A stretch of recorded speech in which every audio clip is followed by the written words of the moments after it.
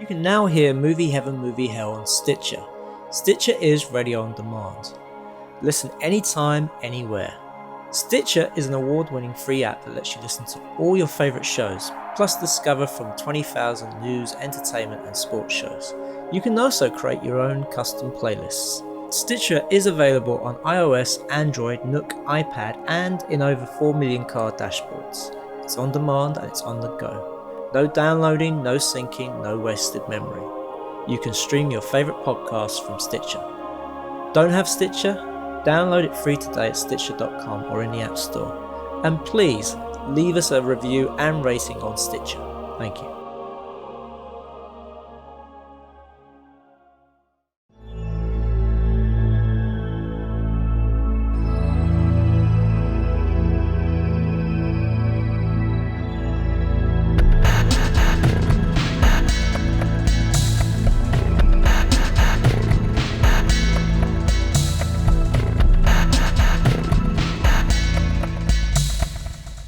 Welcome to Movie Heaven, Movie Hell with me, Simon Aitken, and I'm Keith Eyles, and we are both independent filmmakers who enjoy discussing movies and related entertainment.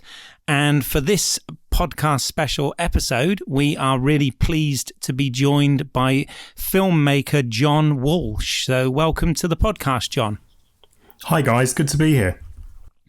Very good to have you on. Before we dig into our main topic, for the benefit of our listeners out there, John, could you just tell us a little bit about yourself, please? Well, I'm in this capacity, I'm a trustee of the Ray and Diana Harryhausen Foundation, but I'm independently a filmmaker myself as well. When I was very young, actually, when I was 18, I enrolled at the London Film School, which was a postgrad course at the time, and I think still is. Did a couple of years learning techniques in directing documentaries and dramas, left and started working straight away as a director at the tender age of 20. And I looked like I was 12. And have basically run my own indie company now for a few years, making documentaries and dramas, and a couple of films for the cinema as well, a documentary feature and a drama feature as well. So wow. And all that got me in touch with Ray Harryhausen when I made a student film with him back in the day, and stayed in touch with Ray and became part of the incredible foundation archive. That's amazing. No, I mean, as you've already stated, yes, you know, on Movie Heaven, Movie Hell, when you look back at a lot of the directors that we've already talked about, we've talked about Tim Burton, James Cameron, John Landis, Steven Spielberg, Terry Gilliam, and most recently Peter Jackson, all of which have been absolutely inspired by the special and visual effects work of Ray Harryhausen. You and I, we met at a recent screening of the Golden Voyage of Sinbad, which was actually written by Brian Clemens, and we were invited by Sam and George Clemens, who we've had on the podcast before. So it just seemed, as we were going to be talking about Peter Jackson in our last podcast, it just seemed like a really good time to get you on board, so that we can chat, all things Ray Harryhausen, really. Well, it's a perfect fit. And, for lots of people who maybe come to screenings and are not sure of the name Ray Harryhausen, they certainly know the films. They'll know Jason the Argonauts. And even for people who are quite young, they'll certainly recognise this quote. When Ray left us in 2013, George Lucas said there would likely have been no Star Wars without Ray Harryhausen. So I doubt, amongst all your listeners, they will all have heard of Star Wars and have their very specific favourites and so on. So he really is somebody who is pivotal in terms of special effects, yes, but also that particular genre of monster movie that only existed with Ray Harryhausen. So if you think now, if you guys, if the three of us, if you, me and Simon, Keith and John decided to make a superhero movie and someone gave us £100 million from the lottery, there's a myriad of special effects places we could go to in all sorts of places around the world, all using similar software, so everything will have a similar look and feel. Back in the day, if you wanted monsters that were realistic in a stop motion setting, it was really Ray Harryhausen you go to, and if he didn't do it, you were you're a little bit stuck. Wow, I just want to make this film with you, me, and Simon, and a superhero film with a, $100 million budget or whatever. That sounds amazing. Let's do it. Yeah, from the lottery as well. Indeed. No, but I mean, Star Wars, it gets mentioned a few times on our podcast. So I think our listeners are quite familiar and know that they're the sort of films that we as film geeks and film fans ourselves, like. And I mean, obviously, Ray Harryhausen has inspired the likes of, Phil Tippett, Stan Winston, Nick Park, all these sort of filmmakers that we've grown up with as well. So, and I guess, winding the clock right back, I mean, we talked about, on the Peter Jackson podcast, we talked about King Kong in some depth. And obviously, Willis O'Brien there, in the 1920s, did the Lost World, and then in the 1933 did King Kong. And this was kind of what inspired Ray Harryhausen to get into this and become his apprentice then in the 40s, with Mighty Joe Young. Have I got that correct? Yes, you have. I mean, Ray was a young puppeteer and animator himself anyway, and he was working on George Powell's Puppetoons, which was sort of fairy tale stories. But yeah, the first feature film he worked on in 1949 was RKO's Mighty Joe. And, it looks marvellous today. There's been a recent Blu-ray release by Warner Brothers, who own the RKO library. And it looks splendid. And I sat down with John Landis and Ray in 2012 to record a commentary for the film. Because it was a favourite of John's, because John's a big gorilla fan. And it was marvellous to sit down with them both and be there whilst they did their commentary. So it was fabulous. I have to ask, having been in the room with John Landis, knowing how animated he can be, how was he doing the director's commentary on that? He was great. I mean, the great thing about John Landis is that he has so many stories of old Hollywood from a young person's perspective. So John was very much the new young buck in the 70s, making his films like Animal House and so on. So he very much saw the decline of old Hollywood.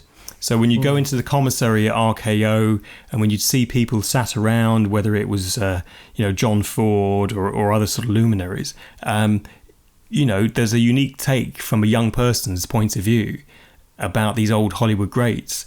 And of course, Mighty Joe Young is not without its controversies. At the time, it sunk stop motion animation because Howard Hughes owned the studio, and the front office wanted to pile a lot of debts onto the next film coming down the track, and that was Mighty Joe.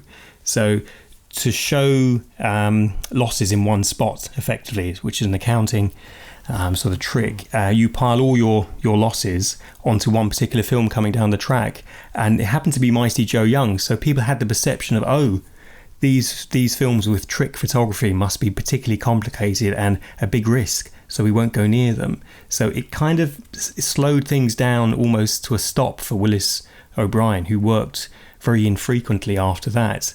And I think it taught him a solitary lesson that if you make these pictures, you have to make them efficiently.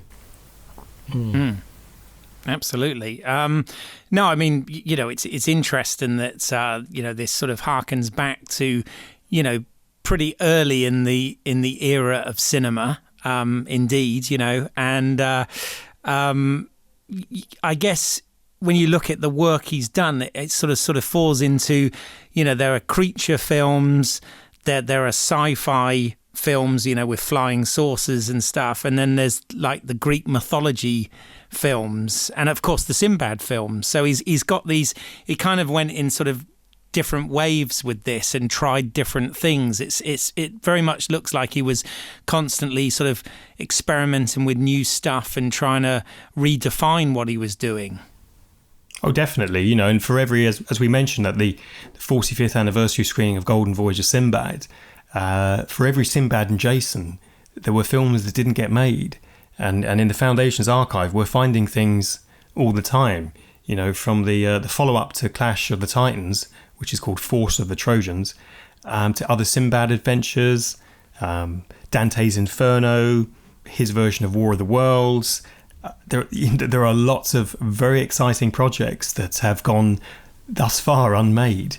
So when you look at Ray's filmography and you see the reoccurrence of Greek mythology or Sinbad and so on, it often hasn't been a design. They will wait to see if a film does well. If it doesn't, they'll switch back to a particular place in history that has more commercial resonance with an audience. So, for example, do you know, Simon and Keith, which of Ray's films financially didn't hit the spot? Hazard a guess, was it Clash of the Titans? How dare you, sir? I don't know, I'm just guessing. Okay, I'll pick you up on that in a minute. And what do you think, Keith? Is there one that you think maybe didn't hit the spot? Well, I mean, financially. I kind of would have gone with the same as Simon, I think, and said Clash of the Titans. And the only reason I say that is because obviously, you know, we only lost Ray, 2 or 3 years ago or whatever it was. But, you know, to my knowledge, 1981, when Clash of the Titans came out, kind of he didn't make, or correct me if I'm wrong, but I don't think he made any films after that, right? That was kind of the end of what had been an amazing career spanning back to the 50s. But did he make any films beyond that? I'm not sure. No, he didn't. No, Okay. He didn't. But the interesting point, and it's a fair point you make, because it's his last film. You might assume that therefore something went wrong. It had the biggest budgets of any of his previous films. It had more monsters or creatures than the last 4 films combined, and it was the biggest box office success that they'd ever had. And the residuals that still come through for that film are phenomenal for both Ray's estate and Charles Schneer's. So actually, ironically, it was one of those moments where things were just set alight by what they'd done. But the story of what happened next is problematic. It really is. And it's such a shame, because at that level of budget, there was much more scrutiny on the film. So the reviews at the time were quite unkind. Very unkind, in fact. So if you'd got Starburst or Starlog magazine and had a thumb through, or even Radio Times, it would have been, unkind. Let's put the cat amongst the pigeons. It was very unkind. Now, of course, you look back, and the same reviews have been retrospectively gold-plated, and people think of them as wonderful films. But no, Clash was the one that was the absolute cash cow for everyone concerned. It was fabulously successful, and it was, in terms of its placing, 11th in the American box office for the year, but made more money in Europe than Raiders of the Lost Ark. Good Lord. Okay, same year, absolutely. I remember I didn't see Clash of the Titans until it came on television. But I remember when I was a kid being absolutely terrified by the Medusa creature. I mean, really was. I found that very scary. But what an amazing piece of work when you think that, each one of those snakes on the head, moved, and just the painstaking work that must have gone into that is, sort of blows my mind, really, when I try and think about it. But, growing up, definitely, Jason and the Argonauts, the Sinbad movies, as we've already mentioned, all of those sort of things were definitely my kind of films, fantasy, sci-fi, anything like that I enjoyed. And a lot of the filmmakers that Simon and I have talked about that have been filmmakers that have been inspirational to us, nearly all of them cite Ray Harryhausen as being inspirational to them. So the man definitely left his mark. Oh no, he certainly did. I mean, in terms of films that weren't particularly successful, the Valley of Gwangi, because the distribution by Warner's 7 Arts at the time, they hadn't handled a dinosaur cowboy film before. I don't think many people had, so it didn't really get the advertising it should have done. And surprisingly, First Men in the Moon, it it underperformed compared to the other Columbia output that Ray and Charles had made. So it's surprising that those two kind of set the path for what wouldn't follow next. So there wasn't to be any more dinosaurs after Valley of Gwangi. There wasn't to be any more science fiction after First Men in the Moon. So if you like, the doors are shut and locked to you if a film is a failure, because you will not get a second chance to make the same mistake again. But interestingly, 1 Million Years BC is the most successful Hammer film of the entire Hammer catalogue, and yet it's not a vampire movie or a werewolf film, and so on. So it's there are interesting sort of trivia pub quiz moments in a lot of Ray's back catalogue, but not one by design. I think that's the point I was trying to make, that the films happened due to the deals they could strike and what the studios demanded. Golden Voyage of Sinbad was a phenomenal success in 1973, so Columbia said Sinbad again. And that was meant to be their final Sinbad film. They had no intention of going again with another Sinbad. So the next film, Eye of the Tiger, was kind of, even though it was 1977 when it came out, it was sort of rushed and put together with the people that were available rather than the best people, perhaps, who they would have preferred to work with, putting it diplomatically. So it tends to be one of the least favourites if you ask people their three favourite Sinbad. Eye of the Tiger sadly comes in third. Right.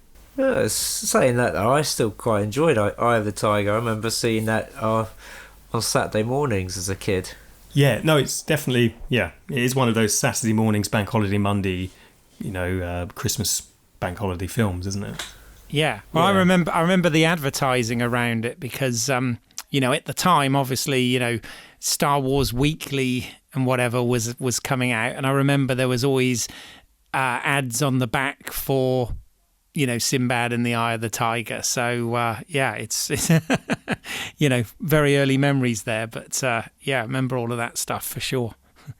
So I have to admit, 1 Million Years BC, which I remember that as a kid, but I find as an adult, I'm always rather distracted by something else when I watch that film nowadays.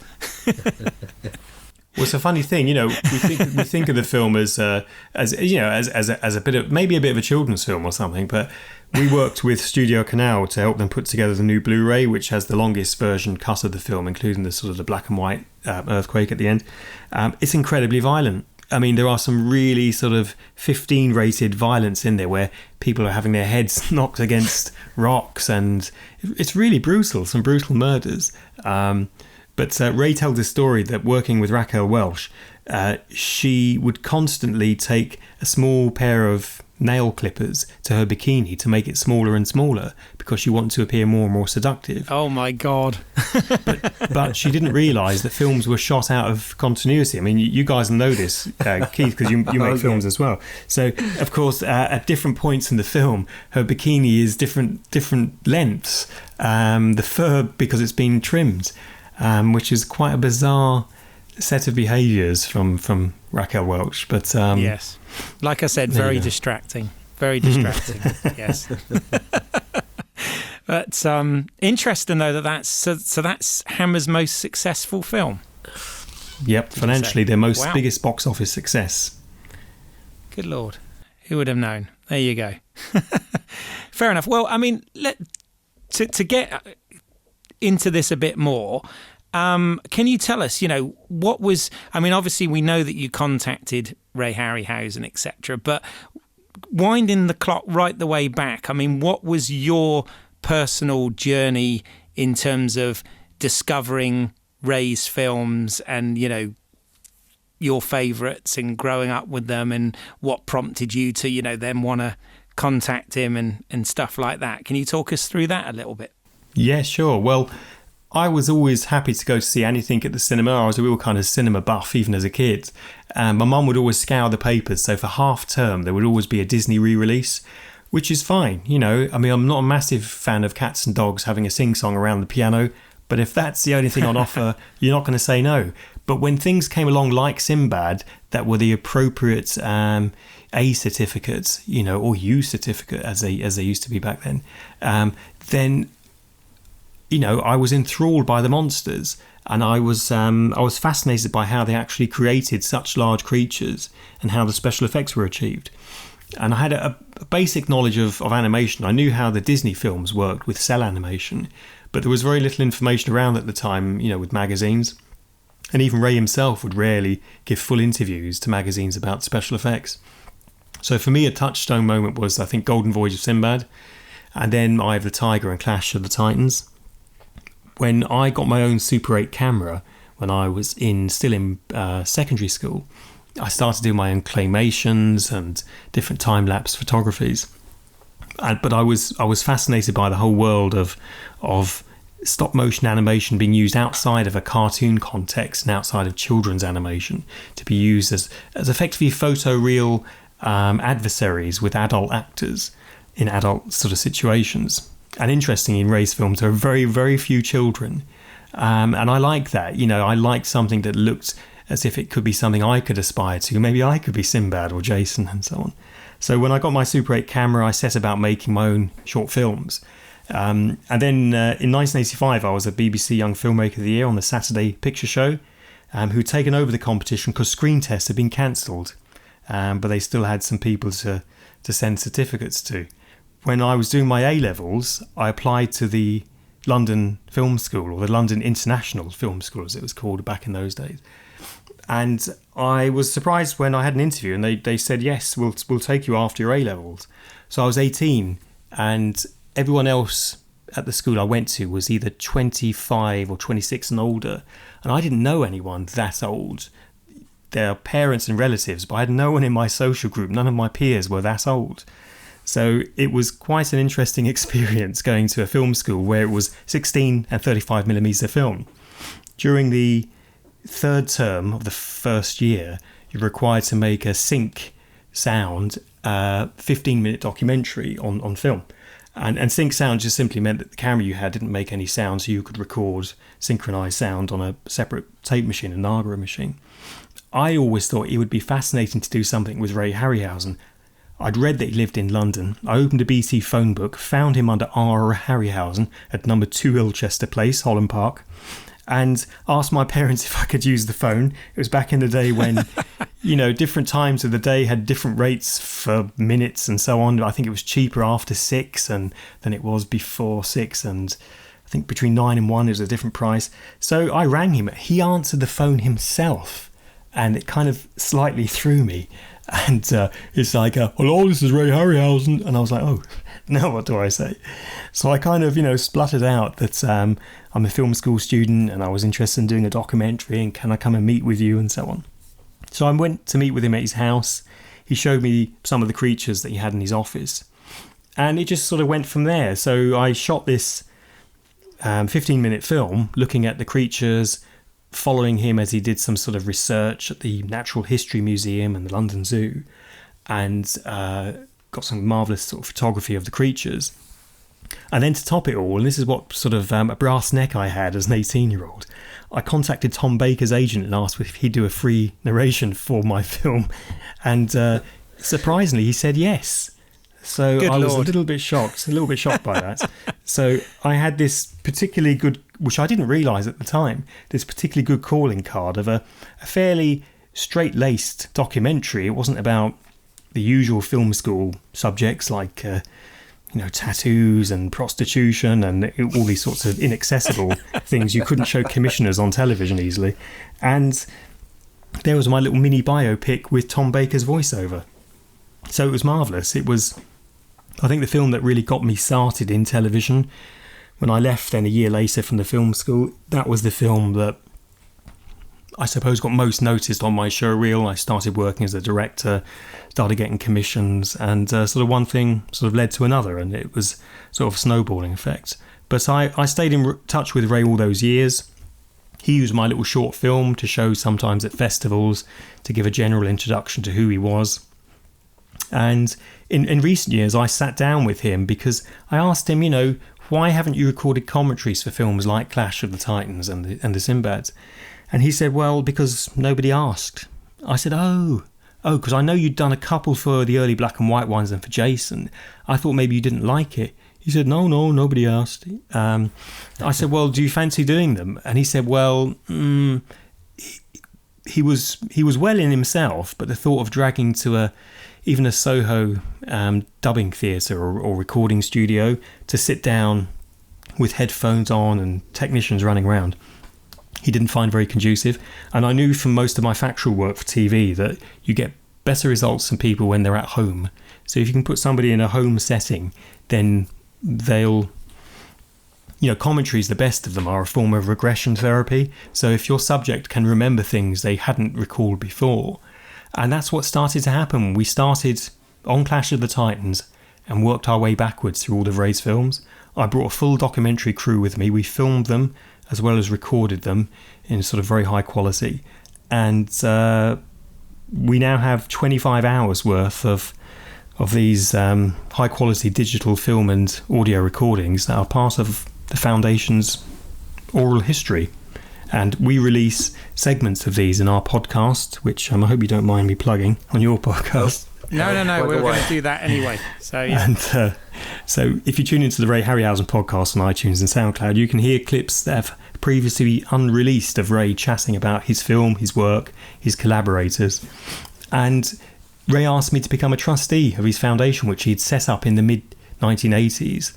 Now, he'd set this up for two purposes. One was for the preservation of the creature collection, but also because the paraphernalia around the films and all of the associated materials, photographs, sketches, designs, production stills, and production arts form a collective knowledge that if it was dispersed, that knowledge potentially would be gone forever. So the collection itself is over 50,000 items, making it the largest of its kind anywhere outside of the Walt Disney Company. Wow. So it's all the more surprising that there are only 3 trustees, of which I'm one, and we have one member of staff, Connor Heaney, who co-hosts the podcast series with me, and he's very hardworking and helps us set up all the. He sets up all the exhibitions with the ones we had with Tate Britain, the Barbican last year, and the Oklahoma Science Museum. So we try and make sure that things get seen where relevant and in the best conditions and where possible.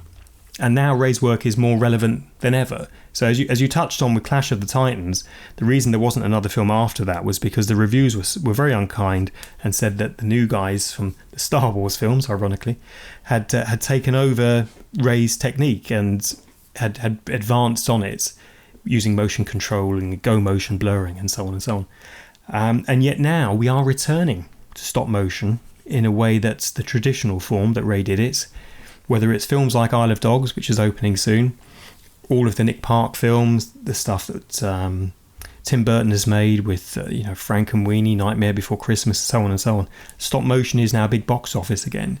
So it's an exciting time, and for Ray it was particularly satisfying to see that his work had been reassessed and he'd been given the recognition, I think, for his place in film history, because he'd never won an Academy Award during his working years, nor had he been nominated for one, when perhaps he perhaps should have. But 25 years ago, he was given an honorary Oscar by Tom Hanks. And during the Academy ceremony, you can see we had very special permission from the Academy to put this on our Facebook page. You can actually see the clip where Tom Hanks introduces Ray Bradbury, who then gives Ray Harryhausen the award. And Tom Hanks says that, he got into acting after watching Jason and the Argonauts. Wow. Okay. Okay, so it's inspired actors as well as filmmakers. That's amazing. There you go. I wonder what inspired him. Was it the skeletons? No, I think what it was seeing the adventure. For Tom Hanks, it was the idea that as an actor you could go anywhere and meet beautiful women and fight the monsters. So I think it was literally he projected onto Jason. Oh, okay. Yeah. Okay. I like it. I like that story. That's incredible. And what you've just said, the sort of journey that you've just outlined, I think is fascinating. I'm actually on one hand quite envious because that sounds amazing, but on the other, I'm really kind of grateful that you've done this. And the reason I say that is, people who always listen to the podcast know that I'm a big proponent of commentaries. I listen to loads of commentaries and stuff, and just not just as a filmmaker, but just as a fan and somebody that's interested in film. And I've noticed that there's some really nice Blu-ray editions of many of Ray's films starting to be released at the moment. So, I'm really, really pleased to hear that.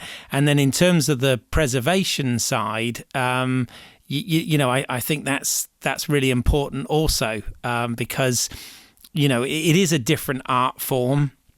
And, we are sort of very much in the world of computer generated imagery and stuff as a sort of progression of film, which is fine, but we shouldn't forget the photochemical side of it, the history of that, and obviously the stop motion and armatures and creatures and things of that nature as well. So I think it's quite important from a sort of cinema history point of view to preserve that, as well as obviously pushing the boundaries and pushing the technology and moving forward with it. I think it's important from both sides. So jolly good work to you and everybody else involved in the foundation for that. Oh, thank you. What about you, Simon? What was your Ray Harryhausen, when you grew up? Were there any particular films of his catalogue that you focused on? Well, when I was a kid, I remember seeing the adverts for Clash of the Titans on the TV, and remember seeing the posters outside the cinema and stuff. And I like you, Keith, I didn't get a chance to see it at the cinema. I don't know why my parents didn't take me to see it, because it's the kind of film that I really enjoy, and I actually hold up Clash of the Titans really highly. So much so that I was kind of annoyed with the remake, especially when they threw the Clockwork Owl away, as if they were just saying, well, the old Clash of the Titans, that was shit, we're better. Do you know, I'm embarrassed to say I've not actually seen the remake film or its sequel. Not for any particular reason, like I've boycotted it or anything. I just simply haven't got round to seeing those films yet. But like you, I'm definitely a fan of the original. Yeah, because the story's a lot better. The remake, everything's faster and quicker, and there's hardly any of the romance in it, and I really enjoyed the original, and I have a lot of time for it. I grew up watching Jason the Argonauts, so the Sinbad films on TV. I think that's sort of about it. I think some of the dinosaur films, but I think it was mostly sort of Sinbad and Jason the Argonauts. Do you know, I've not seen, I must admit, I've not seen the Western, and I think that's a really intriguing idea, actually, about bringing prehistoric creatures into a Western setting. I did see there is a really nice Blu-ray of that out at the moment, so I might have to go and treat myself to that one, Yeah, do. No, Valley of Gwangi is spectacular, because there's a really awesome lassoing of a T-Rex by cowboys on horseback that has to be seen to be believed, and cinema audiences at the time were in for a real treat. When Spielberg's Jurassic Park came out about 25 years ago now this year, where the T-Rex, I think it's Sam Neill and the two youngsters are hiding behind a large log or something. The T-Rex comes along and bites the Gallimimer and chews it up. That's a direct homage to the Valley of Gwangi, where the same thing happens with the T-Rex there as it chases the little sort of Gallimimer creature into the valley. Wow. If you're familiar with the marvelous Jurassic Park, then you can slightly. see. Yeah, right. Well, the homage should come and gently stroke you on the face as you're watching the film. So it'll be quite nice for you to see that with fresh eyes. No, I would definitely like to see that. I think there was a little bit of it. I've watched the Ray Harryhausen documentary, the Special Effects Titan documentary, and they had a little sort of clip from it in that, but it did make me think, oh crap, I've never actually seen that film in its entirety. So yes, I'm definitely adding that to the viewing list, which only ever gets longer. Yeah, you know Spielberg, he never homages anybody. No, not at all. So some of the other things you brought up, John, that I thought was quite interesting there as well is that, first of all, the whole sort of Tom Baker story, that's quite fascinating that you got him on because, again, correct me if I'm wrong here, but I believe it was Sinbad and the Golden Voyage that got him the Doctor Who gig because the producer Barry Letts went to see that film around the time they were looking to replace John Pertwee. Have I got that correct? That's right. Where did you find that information out, Keith? That's terrific. Probably from you, actually. we mentioned it at the screening. There you go. You mentioned it at the screening. Yeah, I knew it from somewhere. So what had happened was Tom Baker was working as a builder as labourer between acting jobs. Which was quite common at the time. He travelled down from Liverpool and was working in London. So he'd get different acting gigs. They wouldn't pay enormous money, and even jobs that did pay well, a lot, such as the Golden Voyage of Sinbad, you'd only be on it for a few months. So while you're waiting for that film to come out or looking for more work, building work was perhaps one of the better things to do rather than bar work.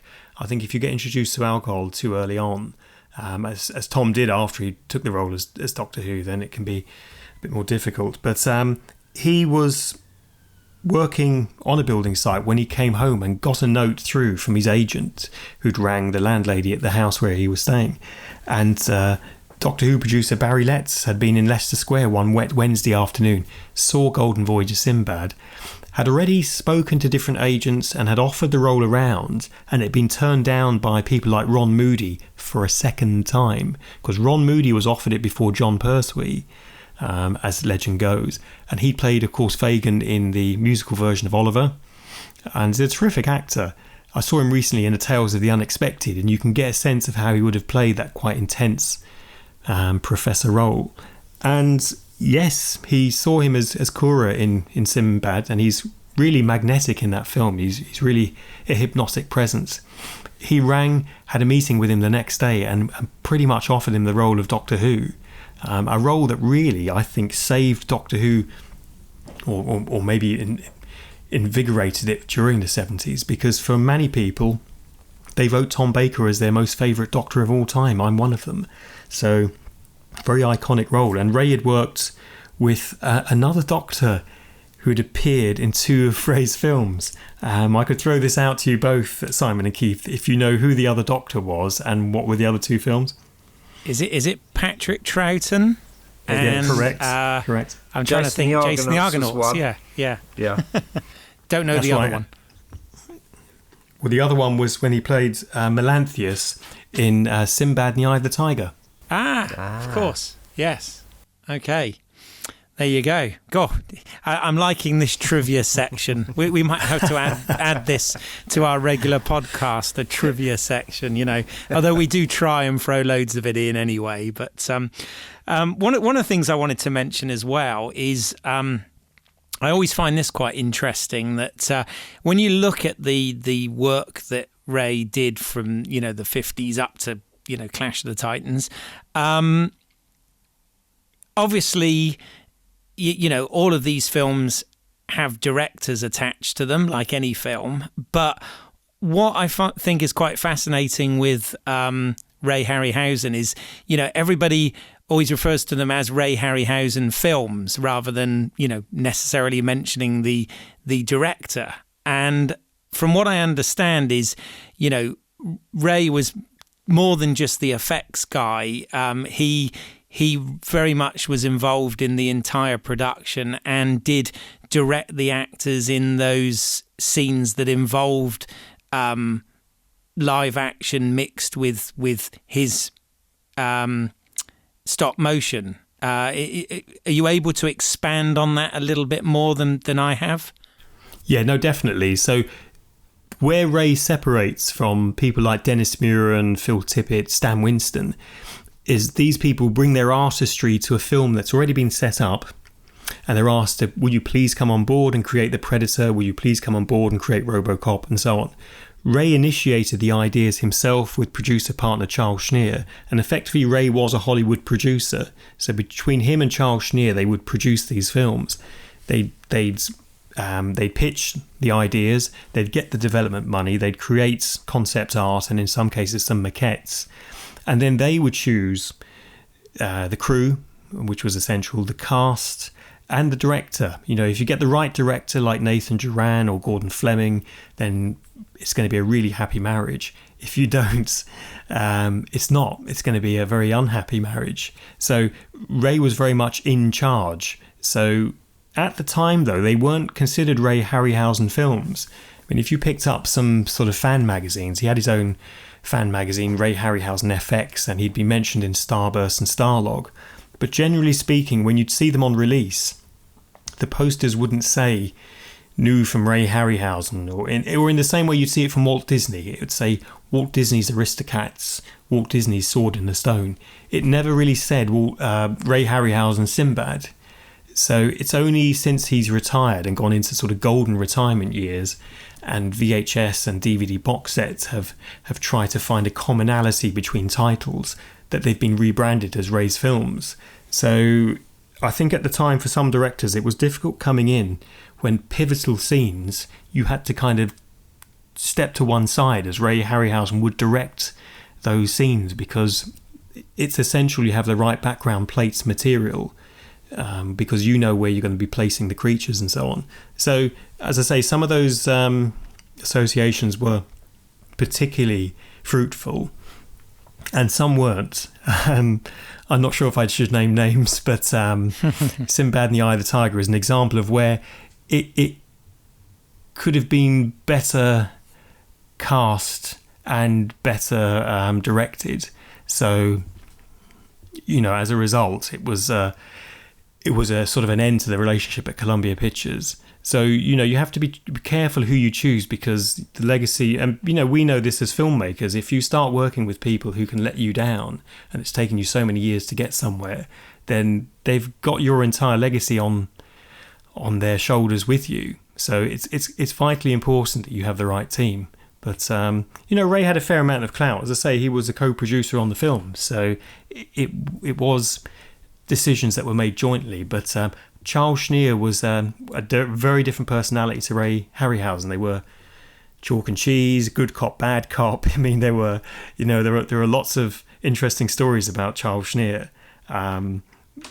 But, you know, that's the nature of it. But Ray is quite unique in film history. No other special effects person, whether Willis O'Brien before or anybody else, would be the person who instigates the creative seed that becomes the film and eventually what you see on the screen. So that's very unusual. Even today, there are very few special effects technician generated projects. So would Ray sort of find the script, come up with the idea and find the script writers and get the team together, or what was his role in making the films? Yes, he would. So in the case of Golden Voyage of Sinbad, for example, Ray wrote an outline for what he wanted the story to be for their next Sinbad adventure, and they went to Brian Clemens because, of course, he's a brilliant and British-based screenwriter, and you know, has a very good reputation. Clearly, he'd worked with Hammer. He was very much a man in demand. You know, even now you can pick up books about Brian Clemens, and when you're speaking to the Clemens brothers, it's their productions and titles we all know. So that relationship's pivotal with the writer, and then everything grows from there. You know, which director of photography have I worked before? The DOP then brings on their own team because they'll have focus pullers and loaders and such that they will have worked before in the past. So a lot of it is about reuniting. You hear this on Bond films all the time. It's about reuniting the same family with a few additions. So I think it's very important. And Ray used to tailor the ideas they would choose to what was technically possible. So a few times they came a bit unstuck with it.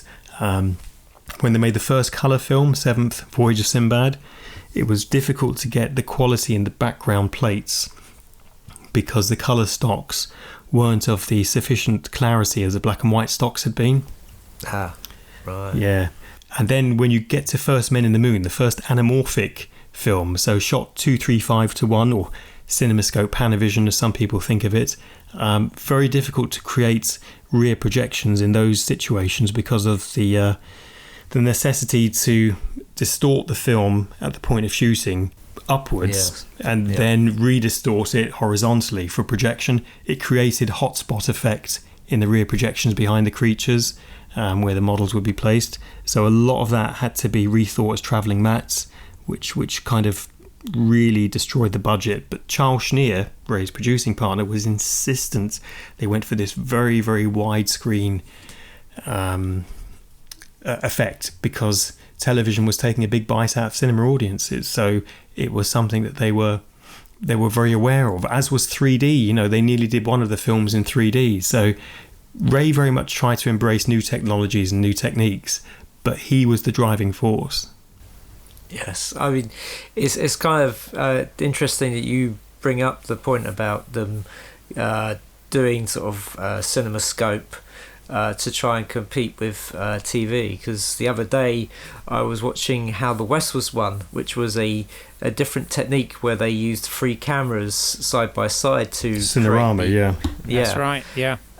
And it's quite disorientating because it's like watching like a panoramic video. With our phones we can do panoramic photographs now, and it's very much like watching a film in like one of those. You can see where it kind of bends off to the sides and stuff. But it's always interesting how cinema always finds a way to try and sort of get seats on bums on seats. It'd be very different if they could get seats on bums. There you go. Yeah, I mean that How the West, that was like a 2:66:1 aspect ratio, wasn't it? Which was really, that's super wide, but obviously something like a Western and the sort of vistas that a Western offers, I suppose, is sort of ideal for that kind of format. But yeah, I mean, it's interesting how Ray was always kind of limited by the technology available at the time, but likewise how he tried to sort of push that and pioneer it. Very, very, very impressive. And I always think, on the Charles Schneer type thing, I always believe of all of the best filmmakers, the best directors, the best creatives and stuff. Your success is only as good really as the sort of producer that you've got on board with you, because so much of it is business, and without those individuals, often artists really struggle with that side of things. So yeah, I mean, he does definitely deserve some note as well, in all of this, I guess. Yeah, no, absolutely. Without Charles Schneer, there would have been no Ray Harryhausen in a sense. So, absolutely. But it's interesting you were saying that previously when his films came out, he wasn't really acknowledged. But I remember when I was a kid, you always knew what a Ray Harryhausen film looked like. I always sort of associated the name with those films. So it's kind of weird to think that at the time, people really not so much. Well, I guess the way the films were promoted, they weren't promoted as a Ray Harryhausen film. No, and if you were just a person who goes to the cinema every Thursday and you don't mind what's on, clearly yourself and Keith are people who've read a bit more and would have read the reviews and would have seen what's in magazines. So there would have been a nod to it there. But no, I mean, and if we think of today's modern cinema. It's very much director-led. We don't really read about what technicians are doing now, what Doug Trumbull was doing, or it's sort of, I mean clearly I would. I'm a real fanboy. I'd love to know what Doug Trumbull is doing now. But it was always the case that technicians were seen as not being artisans, and I think this is where I think it changed with Ray Harryhausen. So he very much was an artisan. Yeah, absolutely. Yeah. I mean, I'm part of your story as well that I'm so impressed by was the fact that you kind of picked up the phone to one of your heroes and asked if you could do the documentary. I mean, that's amazing. I know when I was a kid, I always wanted to do a documentary on Glenn A. Larson when I was growing up. And obviously we lost him a few years ago, so that's never going to happen now. But obviously the difference was there is he was based in Hollywood, not in the UK. So I guess you kind of lucked out that Ray Harryhausen had chosen to make UK his home, right? Yeah, no, I was lucky. And when I went to see him, he, as I realised afterwards, was putting me to the test, asked me what my favourite film was, my favourite sequence. I was speaking to him about film techniques and what stocks I'm using at the film school, what's happening with Kodak fast stocks for documentaries. So he was very interested in that technical process and probably thought, oh, this is the kind of guy I would like to do a documentary with, even if it is for a film student film. So, he needn't have bothered with me because I was no one, I had no contacts. I mean, literally, my only contact with the TV industry was my parents who paid a TV license. That was it. Everyone else I went to school with had quite well-known parents. I was in the same term as, I don't think you mind me saying this, but Michael Deely's son, Manuel Deely, was in my course, and his father had produced The Italian Job and Blade Runner. So not small potatoes. Just to name a few. And then there was well-known actors, kids that were at the school. So I really felt like I was way behind. But because I was so much younger, I got away with a lot more. But it is difficult, to try and make sure that when you meet someone like Ray Harryhausen, that he doesn't think you're trying to exploit him simply to make your film, that you actually have an interest in it.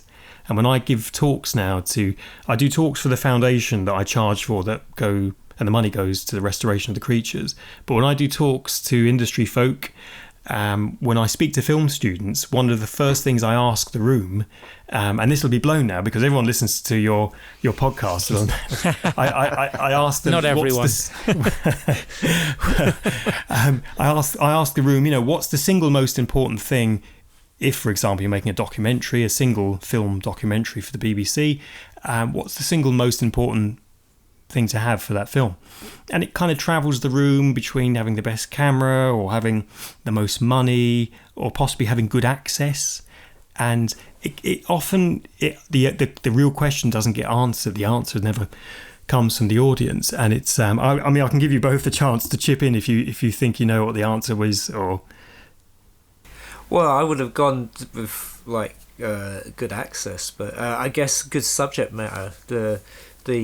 What the story you're trying to tell, the person you're making the documentary about. Yeah, I mean that's pretty much nearly it. I mean it's having something to say. So if you're a filmmaker who's just making content, which is fine, there's nothing wrong with that.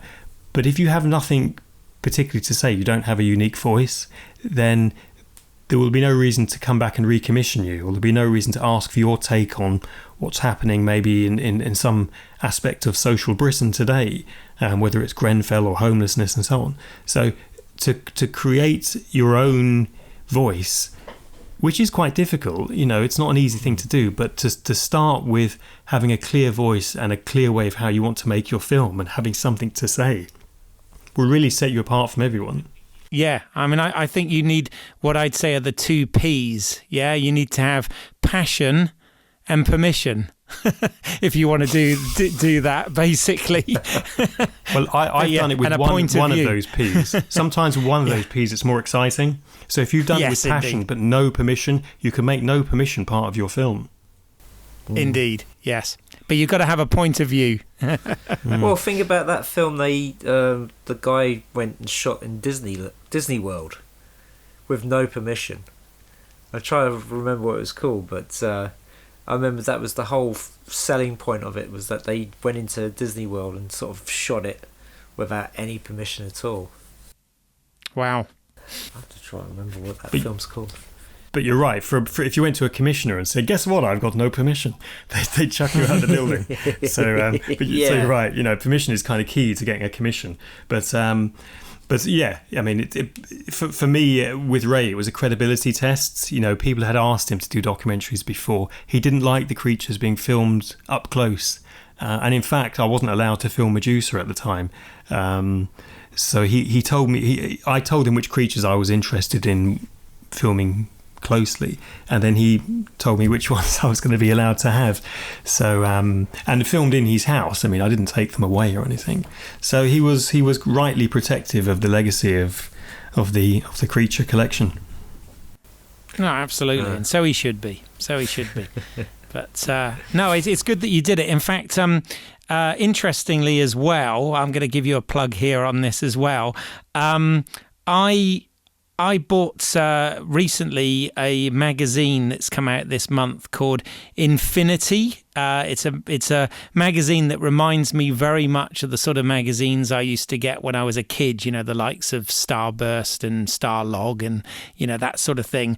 And I originally got it because it's got articles on Blake 7 and Battlestar Galactica, which, as people, you know, who regularly listen know, are two, you know, massive things that I loved as a kid growing up and, you know, still love to this day. And and in fact, Simon, there's a Jeanette Goldstein Aliens interview in here as well, because we always have to mention aliens on every podcast. Well, yeah.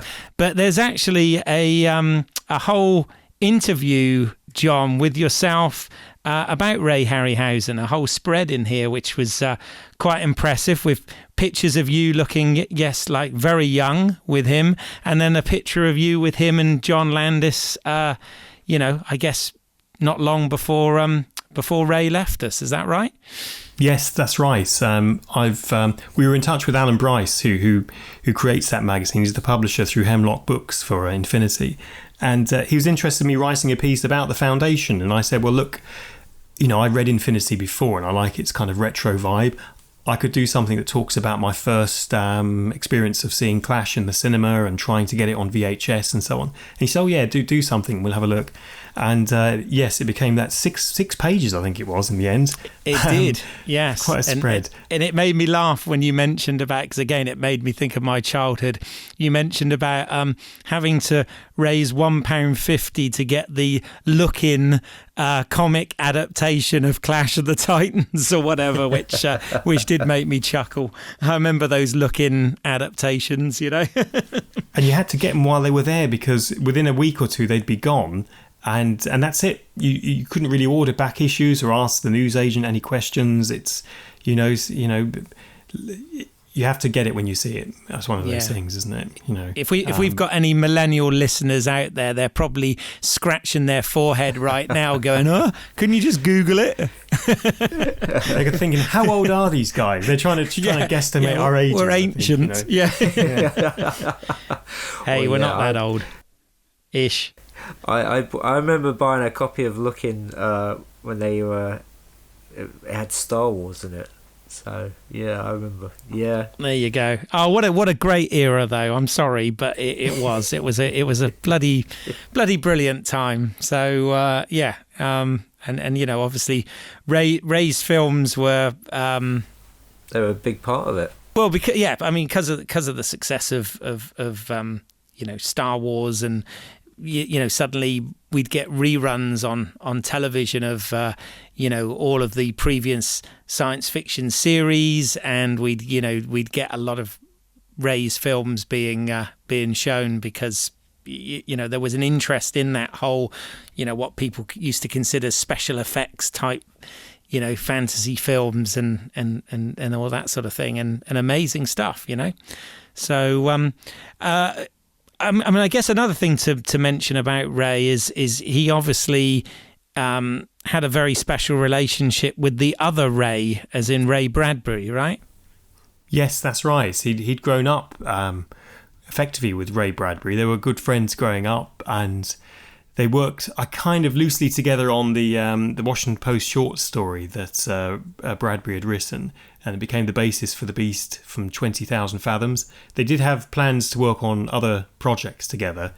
There's a very long history of correspondence between them both, and we recently did an episode of our podcast speaking to the Ray Bradbury Society, and we're in talks with them about releasing some of the letters between both Rays as a possible book in 2020 for Ray's centenary. Oh, wow. Oh, fabulous. Okay. All right. Well, I mean, can you tell us, I mean, obviously we want people to tune into your podcast as well, where you're going to drill into all of this stuff in much more detail than just our one. But can you tell us a little bit about then the foundation trust and the work and the preservation work and all of that sort of stuff? Yeah. Absolutely, yes. So we exhibit at museums the creatures that you will know from films. So at the moment we've got a very small but beautifully curated exhibition at Valence House, and that's in Dagenham in Essex. The person who works, who's our conservator, Alan Friswell, is a Dagenham boy, and he is the only person that Ray Harryhausen worked with in terms of the preservation and conservation of the creatures. So some of the items are down there at the moment. You've got Medusa, Bubo the Owl, Pegasus, the Hydra, and some skeletons from Jason and the Argonauts, and a few others as well. So exhibitions like that, and we had one last year at the Tate and the Barbican in the UK, and the Oklahoma Science Museum in the US. Great opportunities to get the creatures out. Good fundraisers, because the foundation is a charity. We need the money in. And we're doing other things that spin off from that. So I do talks, I do screenings, and we've got a poster book coming out this year, which looks at the vast amount of posters in our archive and that the fans have around the world. It's called Harryhausen the Movie Posters. You can pre-order it now on Amazon through Tyson Books. It's written by Richard Hollis. Richard used to write a lot for Starburst magazine. So back in the day when you were buying Starburst with your dinner money, like I was, Richard Hollis was writing a lot of the main articles. He was one of the main feature writers there. So it's great for me to be able to team up with Richard and for him to write this book, because he knew Ray Harryhausen very well. So that's coming out. And we've also been nominated for some Rondo Awards. So the Rondo Hatton Awards. So the podcast has been nominated, and the Oklahoma Science Museum exhibition was nominated as well. So and also a magazine article in Scream magazine that came out last year. So Ray's work is very present, if you like, on the museum circuit. But separate to that, and something which, the Charles Schneer side of my brain is clicking in now, because Ray, although he kept everything, and he was a hoarder, if you like, by modern day standards, that was more to do with the fact he was a child of the Great Depression. So he found a value in everything. You never really threw anything away. And that was the same in this country. When older people talk about rationing, you could always make something from the bones of your chicken. You would never throw those out, and so on and so on. Well, Ray never threw anything away, so we have everything. Not because he thought we would do something with it in museums in the future, but because he thought it had some value. Everything has some value. Now, the films that Ray didn't make are probably the things that have the most value in the Foundation's archive, and we are actively now pursuing, a couple of specific projects with a view to trying to get Ray back onto the silver screen. Well, that would be great. That would be amazing. It really would. I mean, it would be truly wonderful. So these projects that he didn't make, were there any of the creatures actually made, or was it just sort of they were? Oh, okay. Yes, we have concept sketches, we have some sculptures, and we have some bronzes as well, because Ray was a big fan of doing stuff in bronze. He would sometimes bring a big bronze to a pitch meeting to show people, this is what the Medusa will look like, so he'd bring things along that would impress. And we have as I said before, we have the full screenplay for Clash of the Titans follow-up, Force of the Trojans. And we have other Sinbad adventures. We have just a variety of different projects. So now that we've got everything into one place, because before Ray left us, he had several houses and he had different sort of lockups with things that he didn't know he had either. So now we've collated everything together into one space. And we've had somebody working on it now for a few years so that we know what we've got and what we haven't. But mostly it's what we've got. We can now properly assess and move forward. And admittedly, these films were developed at a time when budgets for these types of films were much smaller. So your overall vision of the project might be somewhat pedestrian in places. But, there's an opportunity to expand on those. There's a lot of interest in these properties, and now's probably as good a time as any, with Ray's centenary coming up in 2020, to try and get something moving. Oh, excellent. No, definitely, that sounds exciting.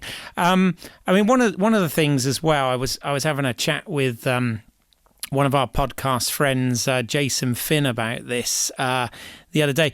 Is it right that Ray used to also recycle some of his creations for other films? So in other words, as a sort of almost like, I guess, a money saving thing, but he'd use the armature from one creature and sort of rebuild it for something else. Is that correct? It is, and it's horrifying to think about it. Yeah. But he basically skinned the Cyclops.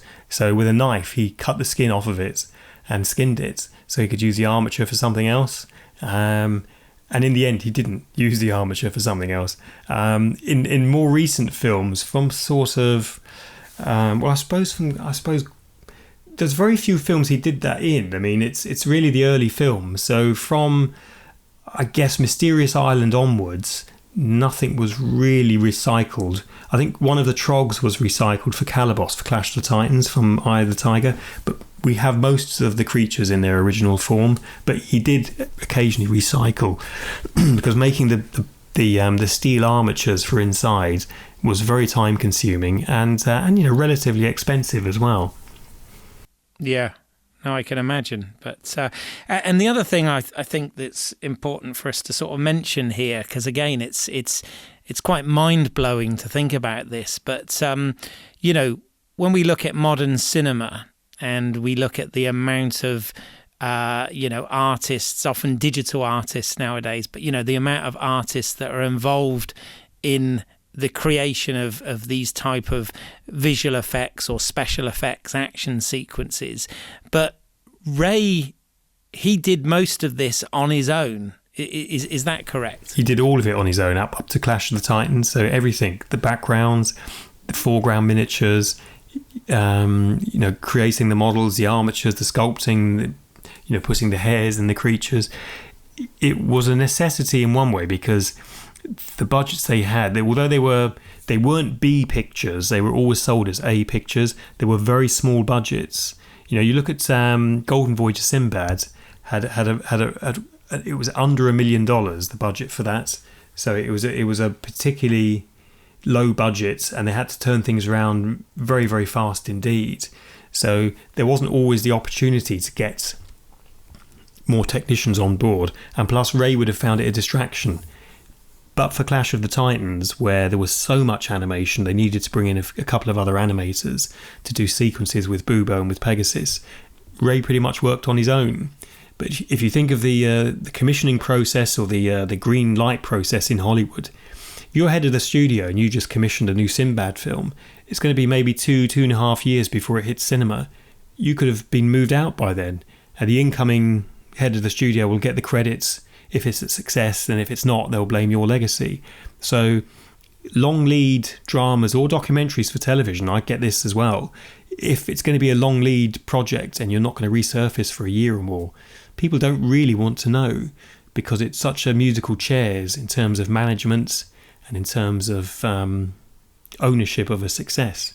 So it became harder and harder in some ways to get people to to agree to let them make the films, because it would take so long in post. But ironically, with all of the new technology, it's not sped things up in post. If anything, it's made it a more entrenched and complicated space to work in and to navigate through, and changes are virtually impossible. But, it's not to distract from people. There's some very good people, and I don't want to appear as if I'm anti-CG, because there's some excellent artistic work being done.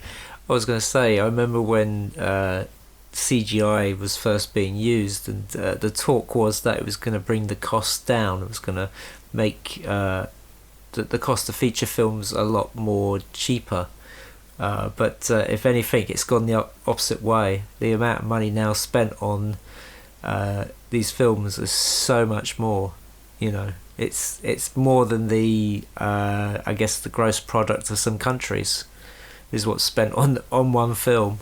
Well, if you just look at the digital workflow, if it was just a drama film and you're shooting on a high-end red camera, it would sometimes be more cost-effective to shoot on a 35mm, and then you can edit on a 6-plate Steenbeck. You could buy a Steenbeck for like 500 quid, and you could spend as long as you like editing. Whereas if you're shooting digitally, everything is a cost of thousands. I've spoken to people at the BBC about, can I shoot something on film? And because none of them are used to working in a non-digital workflow, they're like, no, you can't.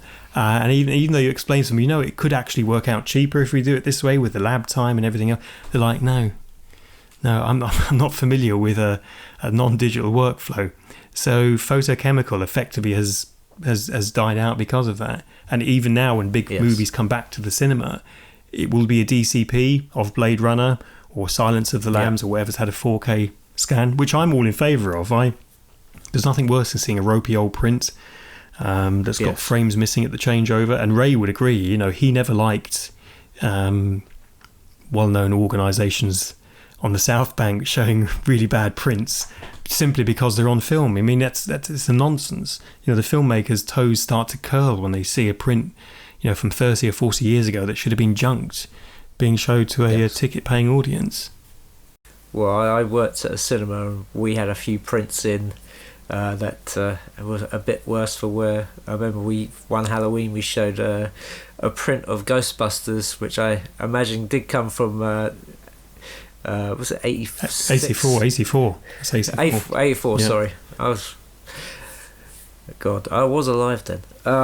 But yeah, it was scratched to shit. It was really in a bad state.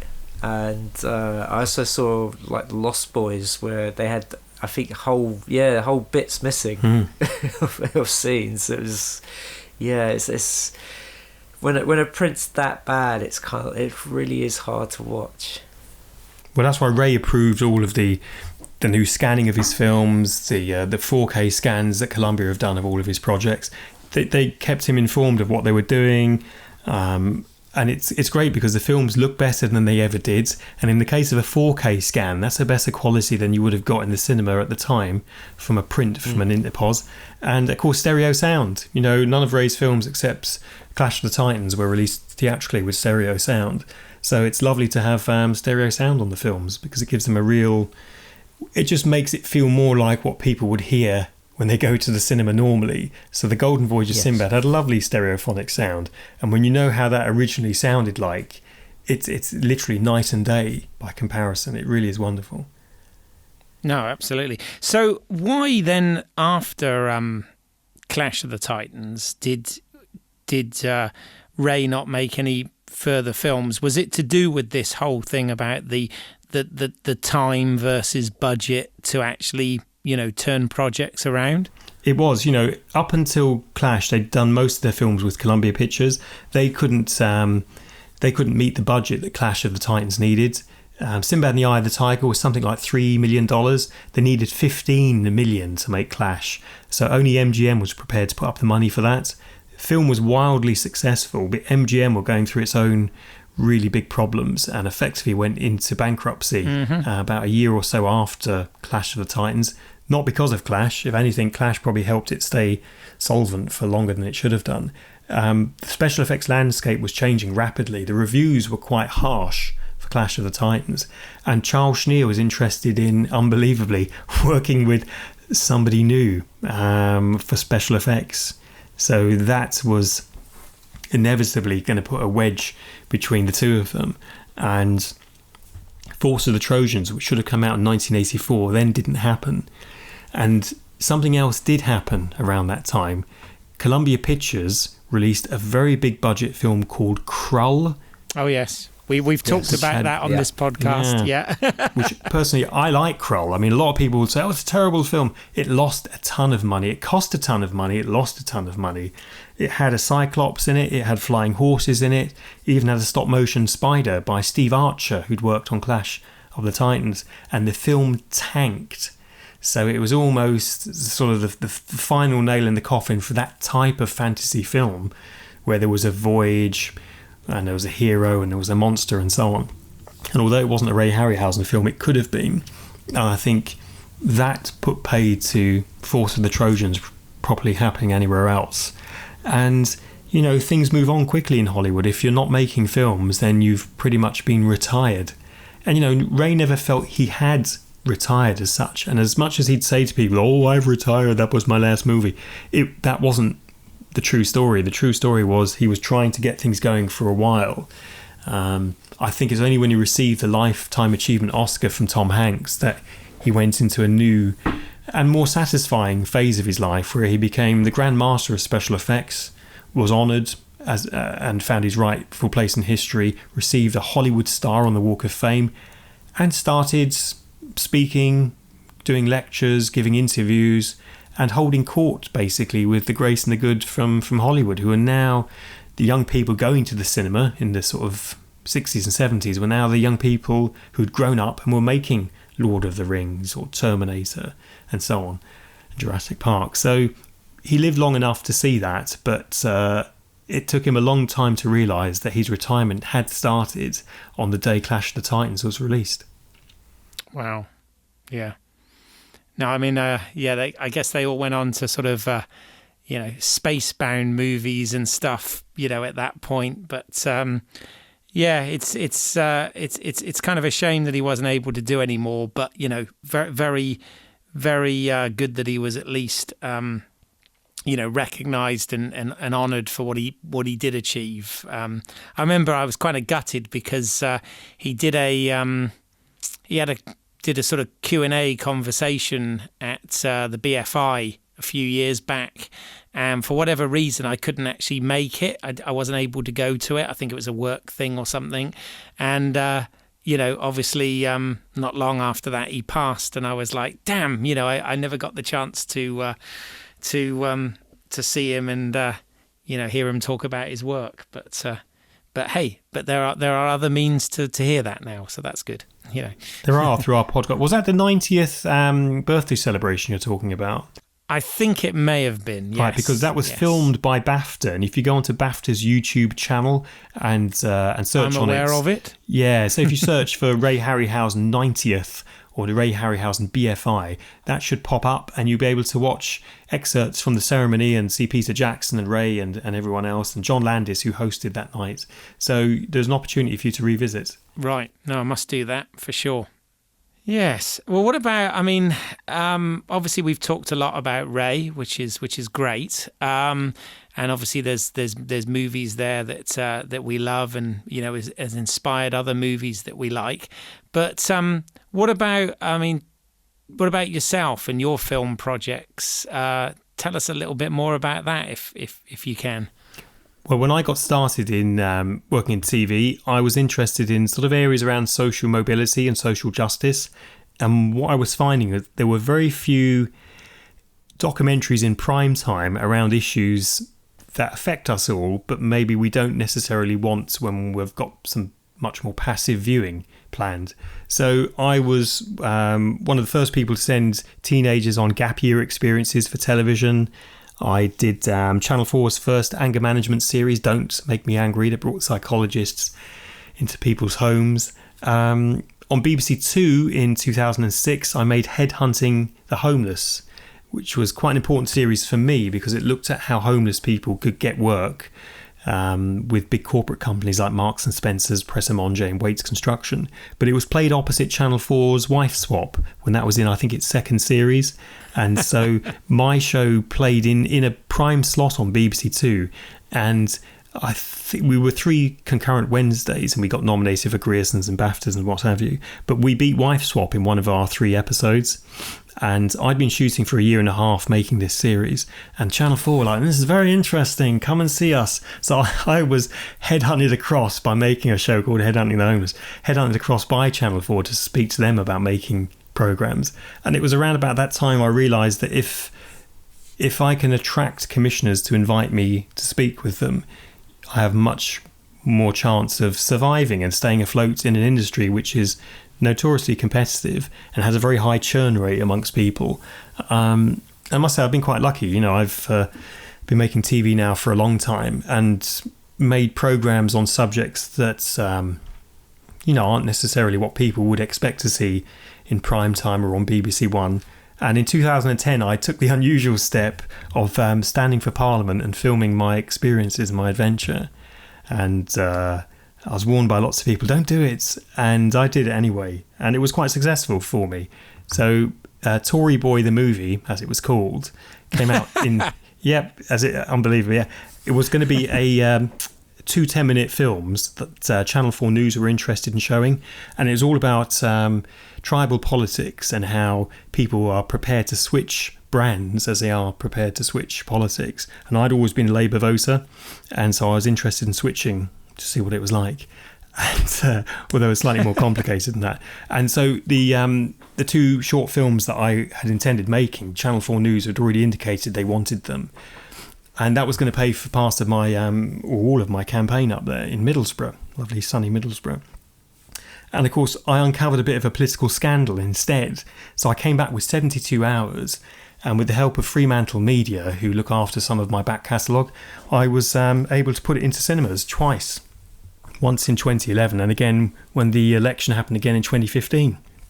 So, well done. That was marvellous. It was an idea of taking something simple and putting yourself in the centre of it. So it's a very authored approach, and it just really took off, and it was something that was quite revelatory. So people who'd come to screenings expecting to see effectively a party political documentary and so on were quite surprised by what I uncovered. And because the London media has a London-centric blind spot, lots was going on in this northeastern town that shouldn't have been for 30 years. And it took me, an outsider, to uncover it. So something that was common knowledge there, or an open secret, as you might call it, was suddenly exposed on a national platform and created quite a bit of a stir at the time, which was fascinating. But simply the commercial success of doing that meant that it opened the door to me to be able to say, I have other stuff that I want to revisit. So I'd made a film about the death of Henry VIII, starring T.P. McKenna and Jean Marsh, years and years and years ago. And Fremantle were prepared to help me find the camera negative and get it scanned in HD and create a DCP for it. And it was released just before Wolf Hall came on BBC One. So we were able to kind of surf off a bit of the old Henry VIII wave that was happening there with BBC Drama. But years ago when I made it, people were like, Henry VIII. And it was, I had it shown at a few festivals and so on internationally, but there was so few things happening in the UK with the film industry. Everyone was making sort of mockney gangster films, So my film, with an average cast age of I think 72, was just just overlooked. This time Radio Times got behind it, lots of people liked it, and it really got lovely reviews, which was heartening, because we had a lovely little cast, and the film got a re-release as a result of me standing for Parliament, which was quite a bizarre turn up.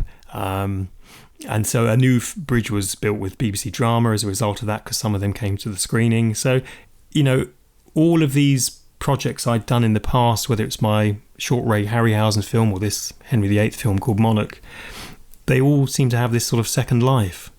And And I think it's important that if you know where your original materials are and you can do a HD scan, then things can have a second life. If they're old, then they're a record of the time. So I think it's always important to look after your assets as a filmmaker and see if they can be mined from time to time. You think about Christmas. There's some awful films on at Christmas, but because they're Christmas films, we're happy to see Dudley Moore as an elf. And I do like Santa Claus the movie, but it was a phenomenal disaster when it came out along with Supergirl the previous year for Alexander Solkine. But they're the films that we love to watch at Christmas. So with an election film, every now and then when there's an election, my film will pop back up onto whatever platforms there are, and there's money to be made out of it. Certainly. Wow, what a story! Yeah, no, absolutely. I like it a lot. Are there any other projects that you've got, like, kind of you're trying to get off the ground, or anything that in particular that you'd like to tackle if you were given the chance? Well, I've got a couple of things with the BBC at the moment, because I've kind of spent a lot of years at the BBC in the last few years. I'm not staff, but I'm a preferred supplier, which sounds very shifty, doesn't it? But very BBC, yeah. But they should give me like a badge or a sash or something. When I walk in, no one knows I'm a preferred supplier, But hey, it's simply a case of you can get to meet commissioners. That bit's easier. But I've got a couple of things with the Beeb at the moment. But I've got 2 Harryhausen projects, of which Force of the Trojans is one, which we hope to be able to talk a bit more about. Soon, hopefully a bit more this year, and another Harryhausen project for 2020 called Harryhausen 100, which is going to be much more centenary based, and so that's our immediate Harryhausen plans. So you got what, 3 years? Is it 3 years? No, 2 years. Yeah, it's less than that. Yeah, yeah. So for us, the centenary, although it's June 2020, if we want to be ready for, as somebody said to me recently, if you want to be ready for the awards corridor, you've got to be ready to deliver for September 2019. So it's like, no pressure then. That window's getting small. No, yeah. Absolutely. I've got a question, actually. I mentioned earlier that I've not personally seen the remakes of Clash of the Titans, but they did a sequel to that, I believe. But is this a completely different story to the one that you're talking about? Yes, because Force of the Trojans doesn't have the same characters. It was the next film up, but with all different characters in a Greek setting, so it doesn't carry on. Right. Okay. Because what did they do? Was it called Wrath of the Titans or something? Wasn't it? Wrath of the Titans. Okay. Yeah. Wrath of the Titans. Yeah. So cashing in on their Clash of the Titans remake and Wrath of Khan, I guess. Yeah. But it's a funny thing when people went to see the 2010 Clash of the Titans.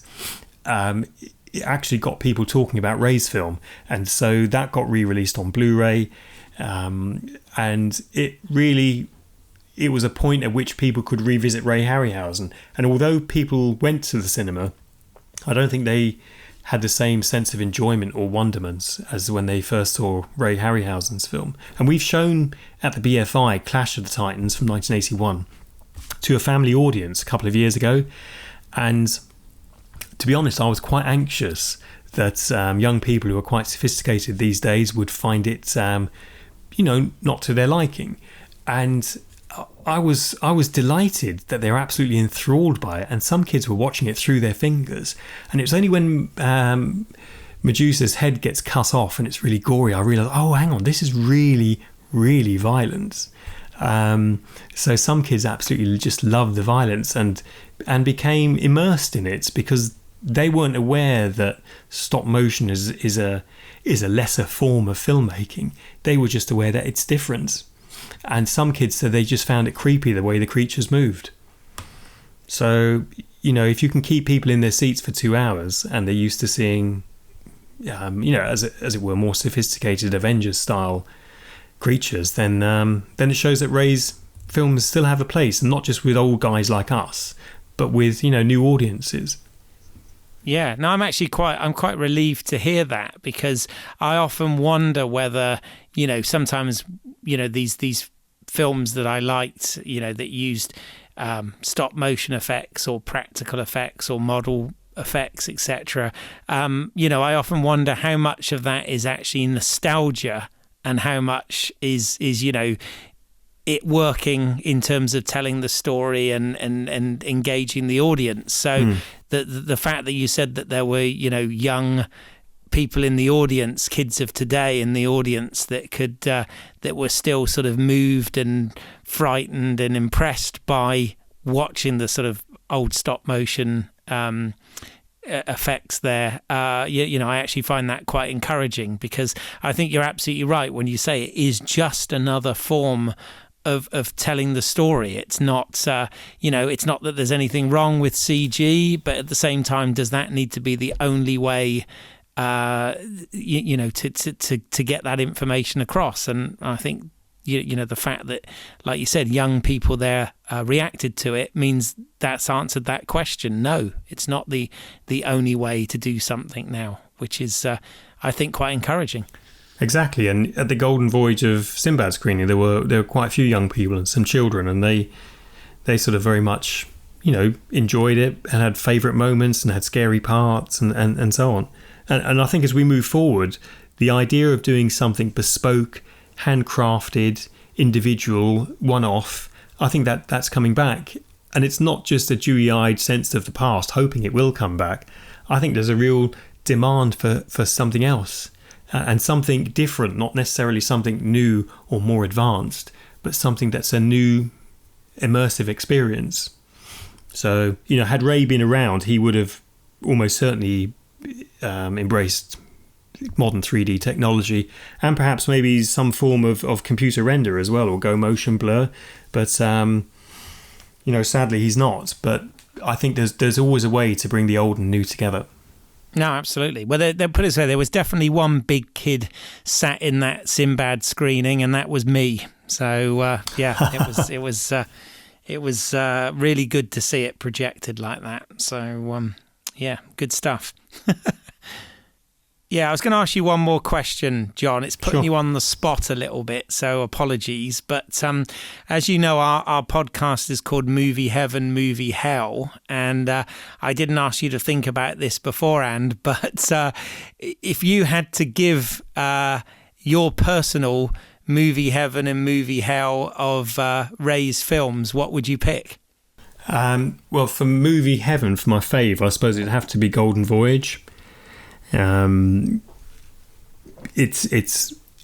wonderful. I mean, it's mischievous, it's dark, it's malevolent.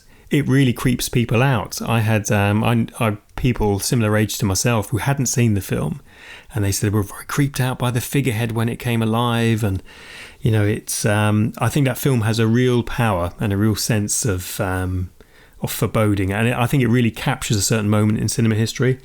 And I suppose for movie hell, I don't know if I'm allowed to say because I'm a trustee of the foundation. Can I take? You can have a least favourite, can't you, without actually rubbishing it? Yeah, but, your least favourite. Let's put it that way. Well, I think ironically, what comes up next, and a lot of people have said this, is that Sinbad and the Eye of the Tiger isn't the film it could have been with the budget it had. So it had a budget that was 3 times what Golden Voyage of Sinbad was, and yet you don't feel it's 3 times the excitement or 3 times the creatures. And it's because critics of Golden Voyage, who felt it relied too much on the dark art and the devil and Satan, wanted that not to appear in the next Sinbad family film. So the creatures are very much from the natural world. So you have a baboon or a large wasp or a walrus and so on. And the troglodytes. So I think for many people, and perhaps myself, that might be movie hell for me. Okay, fair enough. What would you pick, Keith? I'm just trying to think. You see, I'm without wanting to sound just the same, but I've got a special place for the Sinbad films, always have done. But I think if I was going to pick movie heaven, I would probably pick Jason and the Argonauts, because I still think that is absolutely fantastic, and the skeleton scene will stay with me forever, as it does many people as a reference. So I guess that would be movie heaven. Movie hell. It's a tricky one. I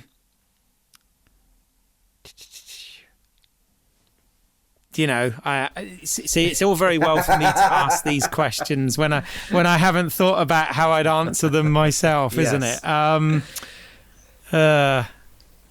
I don't know. I mean, it's fair enough. I put you on the spot, but well, I put John on the spot, so it's only fair. For my picks, I would go with Clash of the Titans. I think it's a film. It really holds up to this day, and it's got a lot of suspense in it, and the Medusa scene is it is nail biting stuff. It's done so well, and I just love the story as well. I just love the whole sort of romantic side of it, and the whole sort of trials that they go through. So that for me is heaven, and for hell I probably would go with Eye of the Tiger. It is the lesser of the Sinbad films. Yeah, I'll say that too. Eye of the Tiger. It's easy, isn't it? We're all agreed then. So, although, as I said, there are a couple of films I'm ashamed to say that I haven't seen, and as I said, I definitely want to check out the Western one, which the name's gone out of my head. Valley of something. Valley of Gwangi. Valley of Gwangi, yes. I definitely want to check that out because I've not seen that one, and just the premise alone intrigues me. So I want to check that out. A small word of defence for Sinbad and the Eye of the Tiger. When we have any online polls to find our favourite Harryhausen creature, often Minotaur, the gold half man, half bull Minotaur, effectively. Minotaur often comes out as one of the top 3, top 4 creatures in all of Ray Harryhausen's collective. So a little shout out there from Minotaur from Eye of the Tiger. Oh, excellent.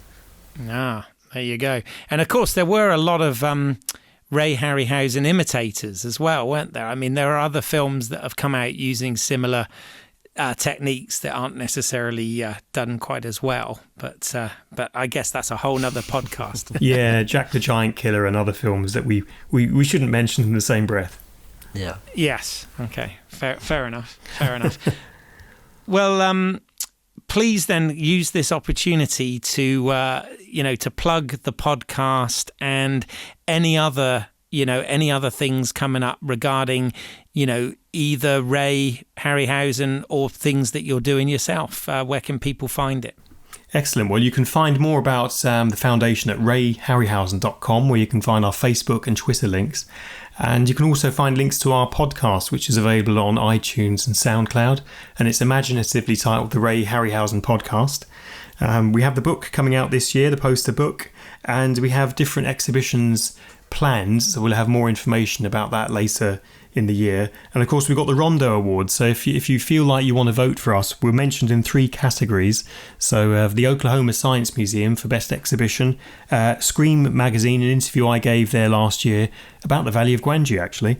It's been nominated for an award. And our podcast series has been nominated for Best Multimedia. So it'd be lovely to have a Rondo Award to add to the collection. And if you want to find out more about myself and my programmes, I'm at walshbros.co.uk, and you can follow me on Twitter, Facebook and the like. And you can see some of my programmes in full HD on our Vimeo channel, and it's all there at walshbros.co.uk. Wow.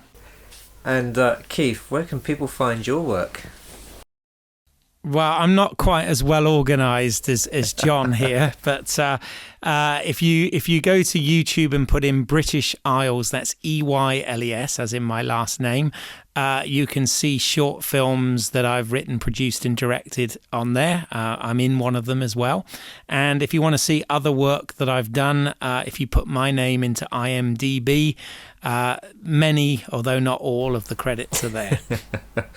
And as always, you can find my work at independentrunnings.com. You can listen to this podcast on iTunes, Stitcher, YouTube, and all good podcast providers. You can follow us on Facebook and Twitter. Just search Movie Heaven, Movie Hell. And please leave us a rating and review on iTunes and Stitcher. It all helps.